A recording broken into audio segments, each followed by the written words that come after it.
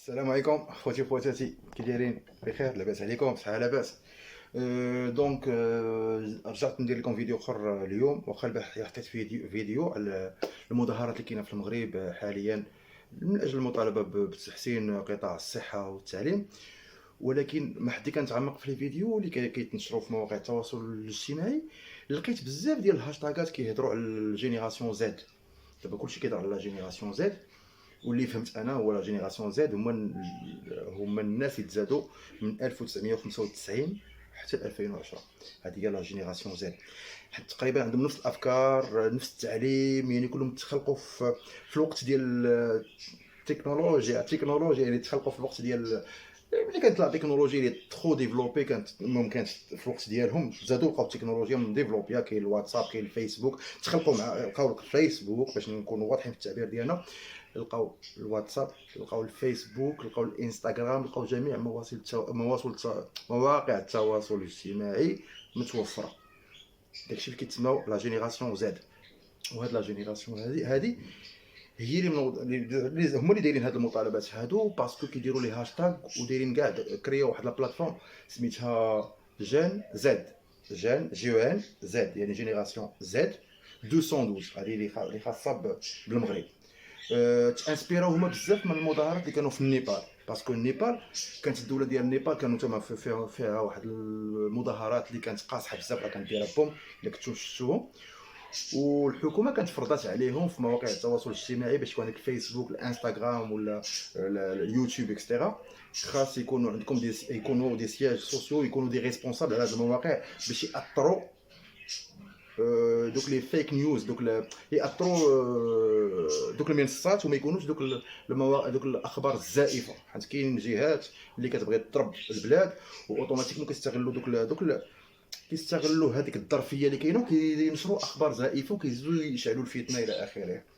داكشي باش الدوله فرضات عليهم، كنهضر لكم على النيبال، فرضات عليهم باش يكونوا دي ريسبونسابل شادين هاد لي بلاتفورم، اولا سينو يتقطعوا. هادشي اللي نوض واحد الجهد فاش كانوا يقطعوا عليهم الفيسبوك والانستغرام واليوتيوب، ناضت الضجه. وهاد لا جينيراسيون زد اللي في النيبال، هاد اللي خالقين ما بين 1995 حتى 2010، اضطروا يكريو واحد لا بلاتفورم خاصه بهذا الشيء، حتى هي سماوها جان زد، ولكن بالكود ديالها ديال بلادهم ديال النيبال، ماشي بحال الكود ديالنا ديال المغرب ديال 212. وفيها واحد كيخدموا بالفي بي ان، تيخدموا بواحد اللعيبه خاصه بهاد المسائل هذه. المهم، عطيوني دقيقه انا جاي عندكم. كنعتذر منكم، سمحوا لي قطعت الفيديو باسكو نسيت. المهم كانت دقه عندي في الدار، كنعتذر. قلت لكم هما هاد الشعب النيبال اللي كانت فيه ضجه نايضه، داروا واحد لا بلاتفورم حتى هما جين زد يعني جينيراسيون زد، ولكن بالكود ديالها. وكيخدموا بداك الديسكورد واحد لابليكاسيون سيكوريزي. بحال مثلا في الواتساب بغيت دير واحد لا كوميونيتي، ما يمكنش دير جوج، دير واحد الجروب يقدروا فيه يهضروا فيه 3 4 5 10 الناس مثلا، هذا هو الماكسيموم. ولكن في هاد لي بلاتفورم اللي كيكريو هما اللي كيخلقوا، تقدر دير اكبر عدد في لا كوميونيتي كيقدر يستوعبها. وكيخدموا بالفي بي ان، وتيكون داكشي سيكوريزي اكسيتيرا، باش الدوله ما تقدرش تحبس ليهم داكشي.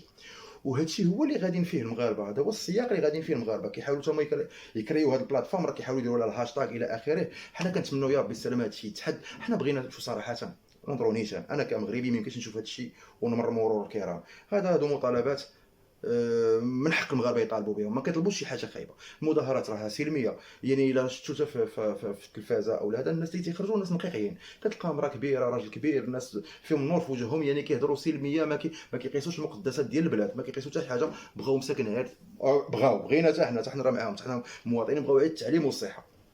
وحتى للاسف حتى البوليس اللي شفنا داك التدخلات عنيفه كانوا كيقمعوهم، هذوك البوليس براسهم راه حتى هما راه واحد النهار يخرجوا تقاعد، وملي يحط لونيفورم ديالو، ملي غيبغي يخرج يمشي يداوى، راه المظاهره راه في مصلحته، راه الناس باغيين اصلاحات في جوج قطاعات اللي واكلين العصا، الصحه والتعليم. يعني هذاك البوليسي اللي غيزجرهم ولا دار، حتى هو راه غيمشي للسبيطار، حتى هو راه غيحتاج، يعني ما لقاش الخدمات، ما متوفراش ليهم السيفيل، حتى هو راه داخل في السيفيل. دونك هو معليش، هو كيتلقى الاوامر، ولكن هادشي كلشي جاي من الحكومه، الله يهديهم وصافي. هي مطالبات مشروعه سلميه، مظاهره سلميه. راه انا كنت نشوف شي حاجه بحال هكا اللي فيها المهم نقولوا جهات مدفوعه، كاين الاعداء ديال الجاره الشرقيه للاسف شكون كتدفع كتستغل، اي ضروري غتكون كتستغل هذه الوضعيه هذه. ولكن كون كانوا كيقيسوا المقدسات في البلاد ولا هذا ما يتعاطف معاهم. ولكن الناس كيطالبوا بحوايج اللي هما بساط، ابسط اضعف الايمان، الصحه والتعليم، واش كاين شي حاجه فيها العيب؟ المهم انا هذا هو الموضوع ديالنا، جبت معكم هذه الهضره على ديك لا بلاتفورم ديال جينيراسيون زد. لقيت كلشي تيهضر عليها، كلشي تيهضر على جين زد 212. جين زد، جين يعني كتعني جينيراسيون، زد يعني لا جينيراسيون زد اللي زايدين من 1995 حتى 2010. ودابا تزادوا عليهم حتى لي جينيراسيون بي والاكس والايكغيك. بحال مثلا انا زايد في 77، انا داخل في لا جينيراسيون اكس.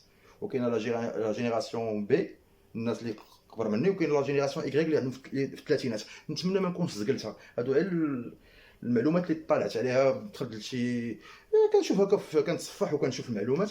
كاين لا جينيراسيون بي الناس اللي زايدين في 1940 الى اخره، المهم الناس الكبار.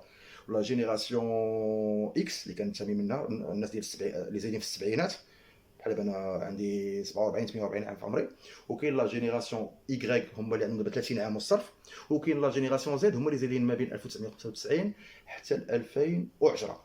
وهذيك لا جينيراسيون زد تخلقوا مع التكنولوجيا، لقاو كلشي قدامهم موجود. يعني لا جينيراسيون زايده نغيزه في الذكاء، زايده نغيزه في بزاف د الحوايج. هما كانوا حاقرينها، بالعكس هما اللي سبقوا دايرينهم البلباله، وصدقوا كيتانسبيرو منهم حتى لا جينيراسيون ديالنا ولا جينيراسيون البي والاكس والايكغيك. ولا دابا كاع لي جينيراسيون ولاو كيمشيو مع في الاتجاه ديال لا جينيراسيون زد.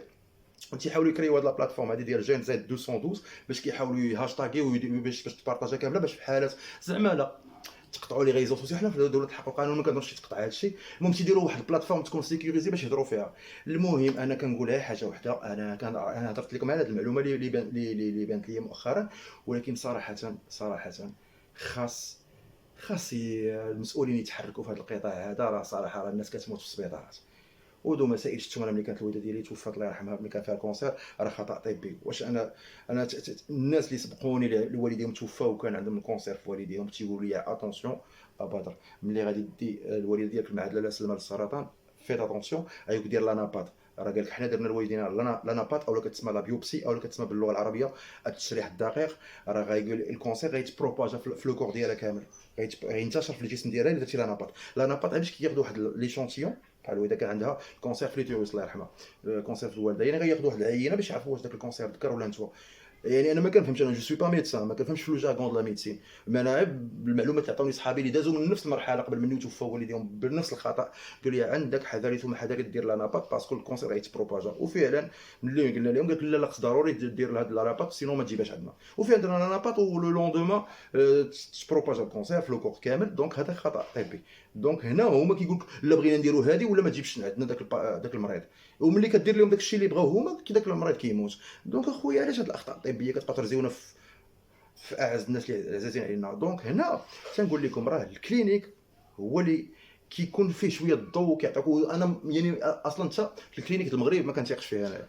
الا عندك الامكانيه تسير لبرا خويا سافر تما دير العمليه ديالك ولا دير العلاج ديالك. الا كان ما كيستدعي لا عمليه ولا كيستدعي عمليه، في كلتا الحالتين سير اخويا لبرا. يعني فهمتوني؟ انا كنشوف ملك البلاد الله ينصرو والله يشافيه لنا، راه ملي كان مريض راه مشى لبرا باش دار لوبيراسيون، ما دارش هنا. يعني هنا ما فهمتش، كاين خلل. الطب عندنا ناقص بزاف، التعليم عندنا ناقص بزاف. راه كتشوفوا كلشي اللي تيمرض كيمشي للكلينيك، واللي عنده كاع الامكانيات اكثر راه ما كيمشيش لهنا، كيمشي لبرا احسن. فهمتي؟ ملي كتشوف دابا دول متقدمه بحال الدول الاوروبيه بحال المانيا بحال هذا بحال فرنسا، كتلقى اوبيتال ايطاتي كاين لي سبيطار ديال الدوله وكتلقى احسن من الكلينيك ديالنا هنا. حنا حشومه صاحبي، بغينا ناخذ سكانير الوالده الله يرحمها، سكانير كتسنى عام باش يخرج لك اصاحبي. سكانير راه كيموت اللي كيموت ويحيا اللي يحيا.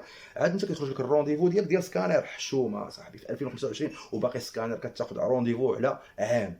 المهم باش ما نطولش عليكم، انا ديما كنكونترولي شويه لا دوري باش ما نكونش ثقيل على قلبكم، ما نكونش باسل. الموضوع الحلقه هو لا جينيراسيون زد.